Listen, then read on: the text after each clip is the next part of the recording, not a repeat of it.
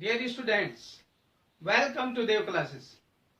हाँ तो बच्चों, हम फाउंडेशन क्लासेस में आपके लिए एक नया टॉपिक पढ़ाए थे जिसको हम कहते हैं अर्थमेटिक प्रोग्रेशन।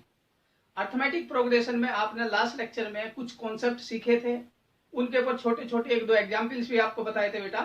तो अर्थमेटिक प्रोग्रेशन एपी जिसको हमने बताया था, उसके कुछ बेसिक कॉन्सेप्ट आपने सीखे थे। उन बेसिक कॉन्सेप्ट की अगर बात की जाए, मैं यहाँ पर थोड़ा सा एक हल्का सा रिवीजन आपको दे देता हूँ कि जब हमारे पास कोई एपी की बात होती है, if a1 a2 a3 and so on an-1 an, मैंने बेटा कोई n नंबर की एपी एज्यूम किया है, n नंबर का कोई एपी एज्यूम किया है, then common difference d second minus first, second minus first, third minus second and so on, last minus second last, ये नंबर सब क्या आना चाहिए बेटा? कांस्टेंट वैल्यू आनी चाहिए। क्या वैल्यू आनी चाहिए थी? कांस्टेंट। क्लियर है? इसलिए मैं यहां पर कह सकता हूं इसे which is independent of N. ये एन पे डिपेंड नहीं करता, 1 2 हो 2 3 हो, जिस तरह से आपने अलग अलग नंबर यूज किए, तो उससे बस ध्यान रखना है दो कॉन्जुगेटिव टर्म के बीच का जो डिफरेंस आता है, मतलब अगले वाले में से पहले वाले को माइनस करना होता है। तो आपको ये नहीं कि उल्टा करने लगे, तो आपको कॉमन डिफरेंस को ध्यान रखना है। इसके बाद मैंने जनरल एपी लिखा था बेटा। अगर किसी भी एपी की फर्स्ट टर्म क्या हो, आपकी ए हो, तो सेकंड टर्म में उससे डी ज्यादा नंबर मिलेगा, थर्ड में क्या होगा, उससे ए को डी ज्यादा मिलेगा। इस तरह से हमें पता है a1 a2 a3, तो बेटा यहां पर a प्लस के n माइनस के 2 इसके लिए आएगा, और a प्लस के n-1 लास्ट वाले के लिए आएगा। तो ये एपी कहलाता है। क्लियर है? जो हमारे पास nth का फॉर्मूला होता है वो दिस वन होता है। क्लियर है बेटा? इसी तरह से आपको पता है ये a3 है आपका, ये a2 है, ये a1 है, इस नंबर से एक d कम आता है, एक नंबर d कम आता है, जो आपको हम सिखा चुके हैं। जिसके लिए आपको 5 स्टार की बात कर लेता हूं, जो मेन है। फर्स्ट पॉइंट बताया था बेटा, फर्स्ट टर्म। किसी एबी की फर्स्ट टर्म क्या है। सेकंड बताया था हमने कॉमन डिफरेंस, जिसका d क्या है। थर्ड हमने कहा था बेटा number of terms, number of terms किसी एपी में कितने गिवन है आपको, नंबर ऑफ टर्म। क्लियर है? फोर्थ हमने कहा था बेटा nth टर्म, उसकी nth टर्म क्या होगी। फिफ्थ हमने दिया था बेटा इसमें सम ऑफ n टर्म्स। इसके ऊपर थोड़ा बाद में बात करेंगे, अभी पहले आपको यहां तक सीखना है, जिसको मैंने n/2 of the first plus last भी कहा था बेटा। आप इसे n/2 a प्लस के l भी लिख सकते हैं। क्लियर है? ये सब इसके फॉर्मूले थे। तो एपी का एक छोटा सा ये हल्का सा रिवीजन था। इन बातों को थोड़ा ध्यान रखना है बेटा। जब एपी की बात होगी तो एपी में आपको ये पॉइंट्स याद होने चाहिए, और ये पॉइंट्स अगर आपको याद है तो तभी एपी को पढ़ना बेटा, तभी जाकर के आपको क्वेश्चन लग पाएंगे।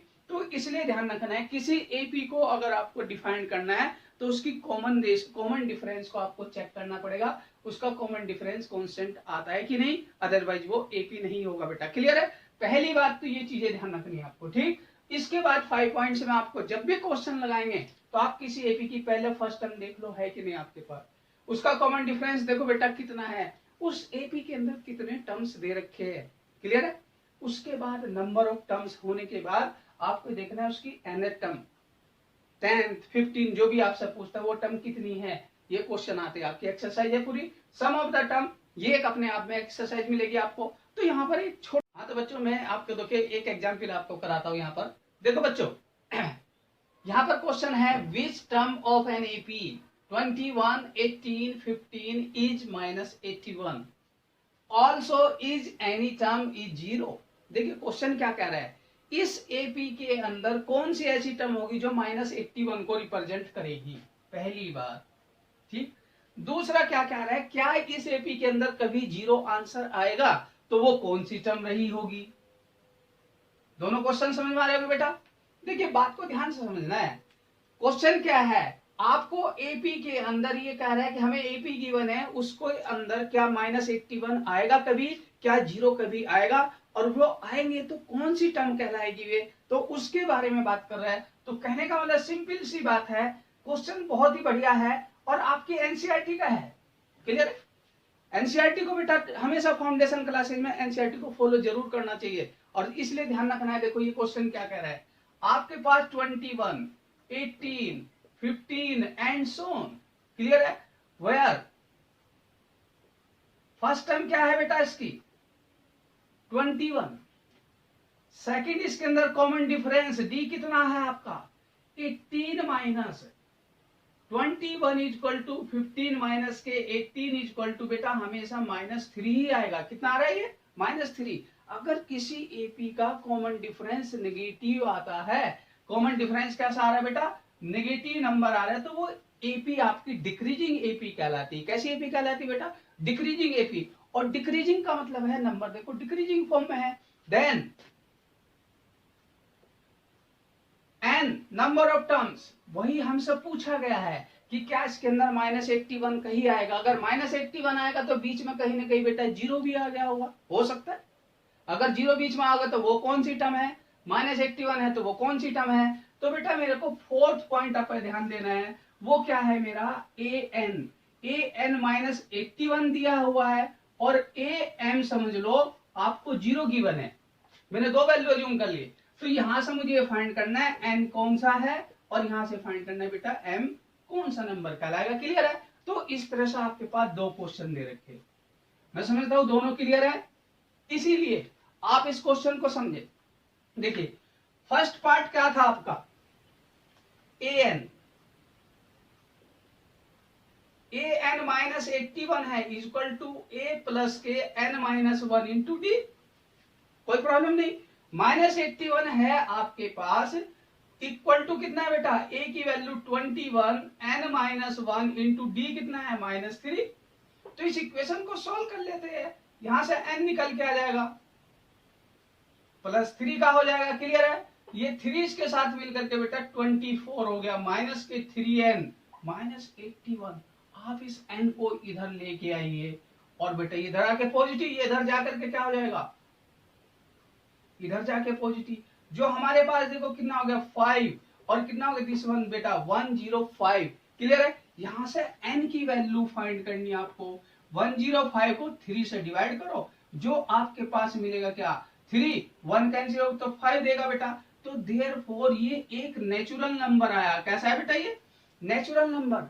n और m या जो भी नंबर की बात करते हैं वो बेटा नेचुरल नंबर आने चाहिए। नेचुरल नंबर ही टर्म को रिप्रेजेंट करेगा। जैसे 5th 6th 7th 8th 9th 10th, कभी बेटा कोई 7.5 टर्म नहीं कहलाती।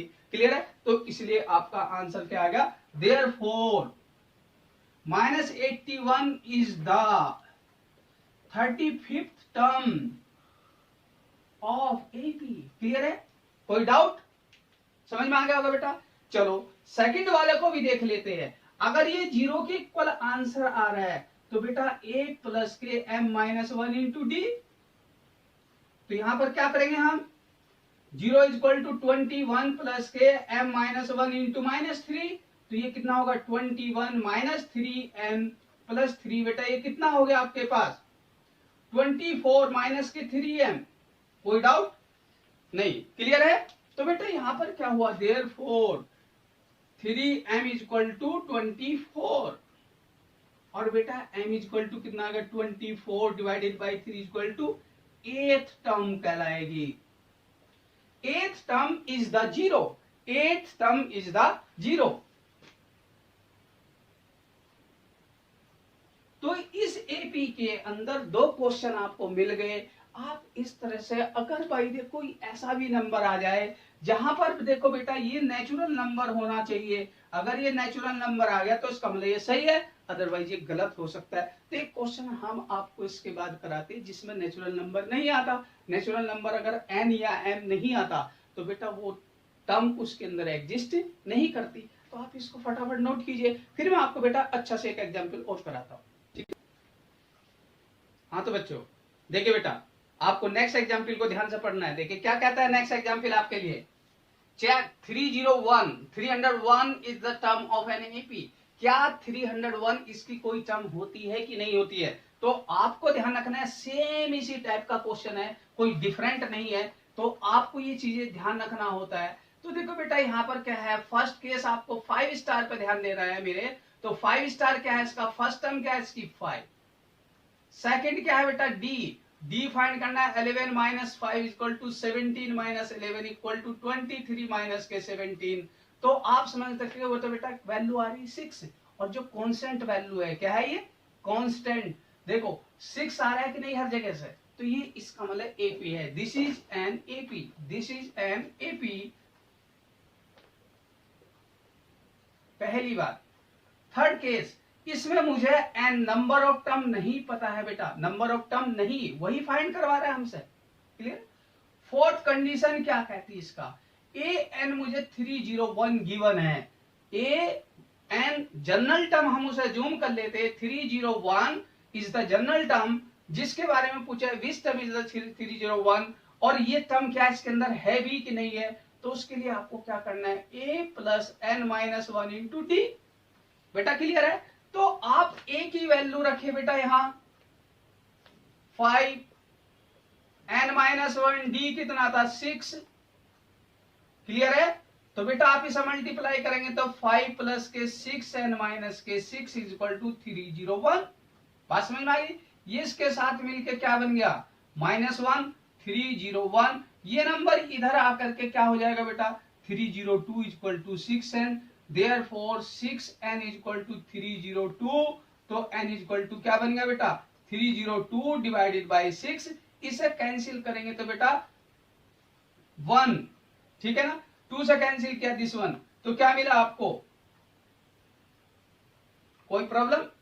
तो ये मेरे पास नंबर है जो ये नेचुरल नंबर नहीं होता, this does not belongs to any natural number. तो देखो बेटा यहां पर n जो है नेचुरल नंबर नहीं आया, therefore 301 is not the term of AP, मतलब गिवन एपी की, क्लियर है, ये टर्म नहीं कहलाएगी। जब तक कि आपको n नेचुरल नंबर नहीं मिलेगा तब तक बेटा वो टर्म उसके अंदर एग्जिस्ट नहीं करती। तो ये छोटी छोटी बातें होती है जो आपको ध्यान रखना है बेटा, बहुत सिंपल सा चैप्टर है, आप ध्यान से पढ़े तो वही 5 पॉइंट्स आपको काम आएंगे। फर्स्ट टर्म देख लो, कॉमन डिफरेंस देख लो, नंबर ऑफ टर्म देखो, उसमें या तो कोई ना कोई वैल्यू आपको देखो इन तीन में से, और अगर कुछ मिसिंग है तो बेटा आगे से कुछ ना कुछ गिवन होता है। तो मुझे उम्मीद है शायद बेटा यहाँ तक आपको समझ में आएगा। दोनों क्वेश्चनों को आप इसे ध्यान से नोट कीजिए, फिर उसके बाद हम आपको एक अच्छा सा क्वेश्चन कराते हैं। देखिए बच्चों, बेटा यहाँ पर ध्यान से देखना, क्वेश्चन बहुत ही अच्छा क्वेश्चन है, आपके लिए बहुत ही बढ़िया क्वेश्चन कहलाता है। बच्चे यहाँ पर कंफ्यूज हो जाते हैं, इस बात को थोड़ा ध्यान से समझना। हम एपी को बेटा जब भी एपी को पढ़ते हैं हम लेफ्ट टू राइट पढ़ते हैं, लेफ्ट टू राइट पढ़ते हैं, लेकिन यहाँ पर क्वेश्चन बिल्कुल डिफरेंट है। उस डिफरेंट क्वेश्चन को ध्यान से समझना, क्या कह रहा है आपके लिए, find the 11th term, find the 11th term from the and last term से, ठीक है ना, toward the first term of N AP. देखिए ये एपी है, इधर से कोई 11th टर्म चाहिए इसको,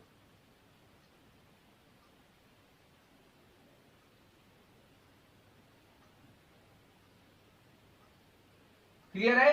तो इस तरफ को 11th टर्म कौन सी होगी, क्लियर है, ये बात ध्यान से समझना है। जबकि हम एपी को लेफ्ट टू राइट पढ़ते हैं बेटा, बात समझ में आ रही। इसके मैं 2 मेथड आपको सिखाऊंगा और दोनों मेथड आपको याद करने हैं, तो ध्यान देना है बेटा। एपी का बहुत अच्छा क्वेश्चन होता है, कुछ बच्चे जल्दीबाजी में गलती कर जाते हैं, यही मिस्टेक होती है, इसलिए ध्यान रखना है। फर्स्ट मेथड देखे मैं आपको बताता हूं। देखिए बेटा यहां पर क्या है, ए मेरे पास कितना है 10 है, कॉमन डिफरेंस यहां पर कितना आ रहा है 7 minus 10 minus 3, this minus this 1 minus 3, clear है। फोर्थ मेरे थर्ड टाइम मेरे पास क्या है बेटा, ये 11th term from the and पूछा है, 11th term from the and. अब मुझे यही नहीं मालूम है कि मेरे पास नंबर ऑफ टर्म कितना है, तो मुझे क्या करना है, अपने 5 स्टार को रिकॉल करना है। आप n की वैल्यू अगर 11 ले लोगे तो क्वेश्चन हो जाएगा गलत। आपको क्या कह रहा है, पहले ये देखो ना इसमें नंबर ऑफ टर्म कितनी है बेटा, उसके बाद ही तो पीछे को लोड करूंगा मैं 11 टर्म। तो आपको नंबर ऑफ टर्म यहाँ नहीं गिवन है, तो इसके लिए पहले यही बात आपको ध्यान देनी पड़ेगी। फोर्थ स्टार मेरा an कितना है यहाँ -62 इक्वल टू 10 प्लस, अगर मैं यहां पर फॉर्मूला लगाता हूं a plus N minus one into D, तो -62 equal to 10 plus N minus one into -3। Clear है बेटा? तो 10 माइनस 3n प्लस के 3 इक्वल टू -62। क्लियर? ये नंबर इसके साथ मिलकर कितना हो गया 13 माइनस के 3n -62। ये नंबर अगर 3n इधर आ जाए तो 13 प्लस के ये इधर कितना हो जाएगा 62 इक्वल टू 75। और बेटा आप n की वैल्यू लिख सकते दिस अपॉन दिस 75 अपॉन 3, जिसे आप 25 कह सकते हो या नहीं। तो यहां से मुझे क्या पता चल गया, total number of terms equal to 25। कितनी टर्म होगी बेटा 25। और नंबर ऑफ टर्म अगर आपके पास 25 आ जाती है तो अब मुझे ये देखना है पीछे से 11th टर्म कैसे निकालेंगे। 11th टर्म को फाइंड करने के लिए क्या करना पड़ेगा, देखिए एक तो दूसरी बात यह है कि आपको ये फॉर्मूले वगैरह याद होने चाहिए थे, लेकिन यहाँ पर ऐसा कुछ नहीं होता इसमें। तो 11th term from the back अगर आप देखेंगे तो वो कैसे निकाली जाएगी बेटा, तो याद रखना है यहाँ पर आपको पता है टोटल टर्म कितनी 25, तो वो क्या आएगी हमारी इक्वल टू, मैं यहां पर लिख देता हूं 11th term from end equal to आएगा बेटा 25 माइनस 11 और प्लस के 1 फ्रॉम बिगिनिंग। ध्यान से देखना, अगर मुझे कहता है question 11 term from the and, तो 11 टर्म फ्रॉम द एंड पहले n निकालो। n की वैल्यू कितनी आई 25, उसमें से 11 नंबर आप कम कर दीजिए बेटा। 11 नंबर आप अगर कम करेंगे, वो 11 नंबर कम कर दूंगा तो ये नंबर तो गायब हो जाएगा।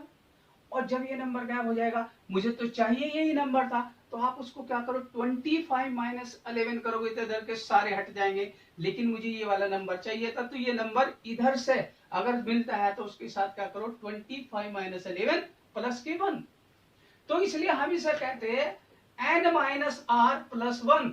अगर मैं left to right rth term करता हूं, left to right rth term करता हूं, तो बेटा n minus R plus 1।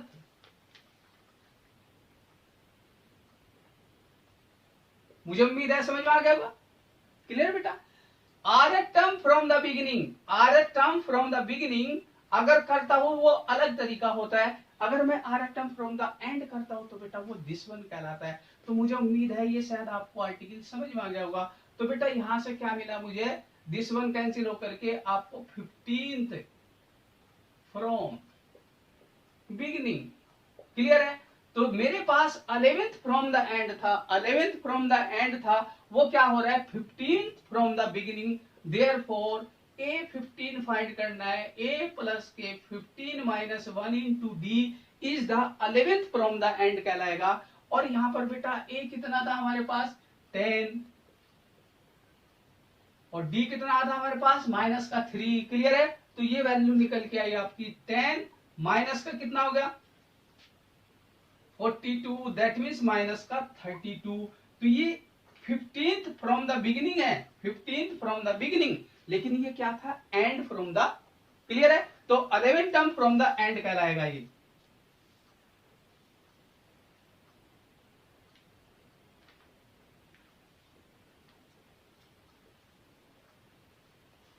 Clear है? तो ये आंसर कहलाएगा आपका। तो आपको ध्यान रखना है किसी की एंड से टर्म निकालने का तरीका है, आपको कितने टोटल नंबर ऑफ टर्म मिले पहले उस बात को ध्यान दो, उसमें से उस नंबर को माइनस करके एक ऐड कर लो बेटा। अगर आप इसे कहते हैं 11 rth term from the beginning में लिख सकता हूं इसे rth term from the beginning. इसको आप कह सकते हैं। क्लियर है? n minus R plus one from the beginning. Clear है? rth term from the end अगर मैं लेता हूं तो उसे बिगिनिंग से क्या लिखूंगा, n minus R plus one. 11th में, IIT में या फिर बेटा 10th क्लास में ये सब एक ही जैसा रहेगा, ये कभी बदलेगा नहीं, आंसर यही आएगा। क्लियर है? इससे करना है आपको। दूसरी बात, अब मैं इसके लिए आपको सेकंड मेथड बताता हूं, इसे नोट करना है, फिर इसके बाद सेकंड मेथड को जरा ध्यान देखिए बेटा। मेथड सेकंड मेरे लिए क्या हो सकता है, चलो मैं यहीं पर कर लेता हूं उसको। मेथड सेकंड है क्या, बहुत आसान, बहुत ही आसान तरीका। मेरे पास एपी थी दिस वन। क्लियर है बेटा? इस एपी को आप पढ़ते हो A plus D, A plus 2d and so on. Clear है? ये जो नंबर है आपके पास a प्लस के n minus one into D, ये l कहलाता है। क्या कहलाता है बेटा? ये l, लास्ट टर्म। क्लियर है? लास्ट टर्म को अगर आप देखें तो ये l माइनस डी। क्लियर है? तो आप इसको उल्टा भी लिख सकते हो। क्या कर सकते हो बेटा? उल्टा लिख सकते हैं। लेकिन अगर मैं इसको l कहता हूं तो आप यहां l minus D, l minus 2d, l minus 3d। Clear है? ये आप उल्टा लिख सकते हो आप इनको, तो करते करते आपको l माइनस 11th d मिल जाएगा। देखिए बेटा यहां पर मेरा 10th डी आएगा। अगर मैं लास्ट से चलता हूं, लास्ट से अगर मैं किसी वैल्यू को लेके चलता हूं, देखो ये मेरा लास्ट टर्म है, ये सेकंड लास्ट है, ये थर्ड लास्ट है, ये वाला बेटा L1 कह सकता हूं मैं इसे L2, इसे L3, इसे L4, और लास्ट से अगर मैं चलना चाहूं तो मैं किसी को भी लिख सकता हूं L10, और ये करते करते मेरे पास Ln। क्लियर है? उल्टा हो सकता है, तो ध्यान रखना है मेरे पास 11th जो टर्म आएगी लास्ट से, उस बात को ध्यान देना। आप नंबर को रिवर्स करके लिखिए। आप इसमें एपी में ये क्या करते हैं, ऐड करते बेटा, ये तो इंक्रीजिंग हो गया, ये आपका उल्टा हो गया। क्लियर? तो आपका क्या था, -62 माइनस के डी। क्लियर? और बेटा इसी तरह से -62 माइनस के 2d, और इसी तरह से -62 माइनस का 3d। तो ये मेरे पास इस तरह से लास्ट टर्म फ्रॉम द, अगर बाई दे मैं करूं यहां 11th टर्म फ्रॉम एंड, तो आप उसे बेटा लिखिए l प्लस के n माइनस 1 इंटू डी। तो यहां पर आपको बस माइनस लिखना है। हम इंक्रीजिंग फॉर्म में क्या लिखते थे बेटा, उसे प्लस लिखते हैं, तो हम डिक्रीजिंग फॉर्म में क्या लिखेंगे, माइनस लिखेंगे। तो -62 माइनस के 11 माइनस 1 इंटू डी कितना था हमारे, -3 था। कितना था बेटा, -3। तो आपका आंसर आ जाएगा -62 माइनस का कितना हो गया आपके प्लस, तो बेटा आपको मिल गया कितना, -62 प्लस के 30, दैट मीन -32। बात को ध्यान से समझो, कुछ लोग कंफ्यूज हो गए होंगे इस बात को, थोड़ा और सॉफ्ट तरीके से सुनना बेटा। जब मैं एपी इंक्रीजिंग फॉर्म में जो गिवन है आपको एपी, आप उसको इस तरह से लिखते हो, ये हमारी जनरल एपी है। क्लियर है? जब हम जनरल एपी पढ़ते दिस वन, लेकिन अगर मैं इसको उल्टा देखना शुरू कर दूं, उल्टा देखना शुरू करूंगा तो बेटा l minus D, l minus 2d, l minus 3d, आप इसमें d नेगेटिव लीजिए तो आपकी डिक्रीजिंग फॉर्म में भी बन जाएगी। जो आपकी पहले से थी एपी उसका उल्टा हो जाएगी। जब उल्टी एपी की बात करेंगे तो आप उसकी कोई भी टर्म फाइंड कर सकते हैं फ्रॉम द एंड, लेकिन आप एक ही जगह क्या लिखेंगे, l लिखेंगे, एन ही रहेगा, लेकिन यहाँ प्लस की जगह क्या लिखेंगे, माइनस लिखेंगे। बस इतना सा आपको ध्यान देना है। कोई दिक्कत बेटा? इसलिए आपको 11th क्या कोई सी भी टर्म आप फाइंड कर सकते। जैसे आपको कभी भी इस तरह का क्वेश्चन करना हो तो आप सेकंड वाली कैटेगरी को याद कीजिए, तो उसमें A N from the end सीधे सीधे रट लीजिए, l माइनस के n minus 1 into D. Clear है बेटा? तो इसे हम कहेंगे A N from the end. Clear है? कोई डाउट? तो इस तरह की बातें ध्यान रखकर करते, ये क्वेश्चन आपके लिए इसलिए इंपॉर्टेंट है, दोनों तरीके से याद करना है। कंपटीशन में जल्दी कर लिया जाता है। 11th एंट्रेंस वाले बच्चे इन बातों को ध्यान रखे बेटा। 11th एंट्रेंस में 11th क्लास में और 10th क्लास में दोनों क्वेश्चन बहुत अच्छे होते हैं, इसलिए आप इन चीजों को ध्यान देना। तो मेथड दोनों आने चाहिए, तो इसलिए आप इसको नोट कर लीजिए, फिर आगे मैं आपको नया